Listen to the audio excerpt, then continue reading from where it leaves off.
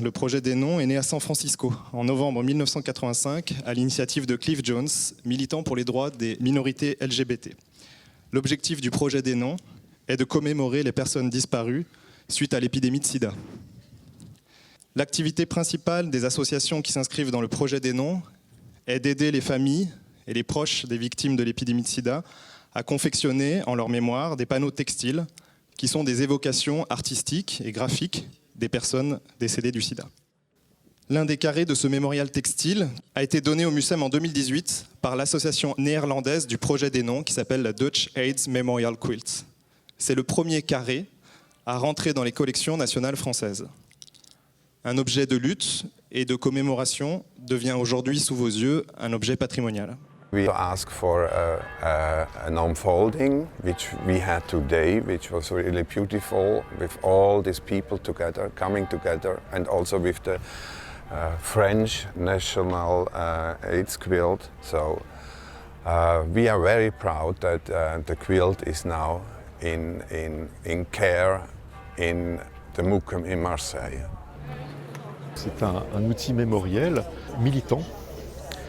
Et pendant qu'on déploie ces patchworks, ces carrés de tissu, on lit des noms qui viennent de tout âge, des années 80, 90 jusqu'à aujourd'hui. On en a une vingtaine, une trentaine peut-être en France. Ces patchworks à terme iront rejoindre, pour la majorité d'entre eux, le MUSEM où ils pourront donc être vus de la population avec peut-être davantage d'explications. Clouvelay, Pierre Knick, Guitou, José, Mathilde Joux, Christian Nelson. On a devant nous non pas un bout de tissu, mais une personne. Donc si vous voulez, il y a toujours des symboles, des clichés par rapport à la personne. Même si on ne la connaît pas, il suffit de voir, je ne sais pas, un chausson de danse ou bien une note de musique, c'est dire c'est quelqu'un qui était intéressé par la danse, par l'art.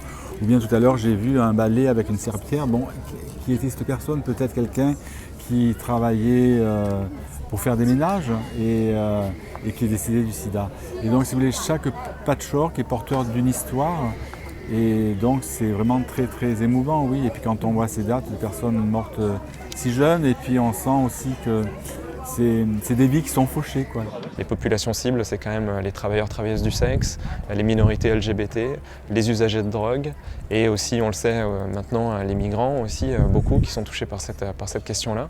Et donc dire à toutes ces personnes-là, votre mémoire a de l'intérêt et elle a sa place dans un musée national comme le MUSEM, c'est symboliquement et concrètement très important.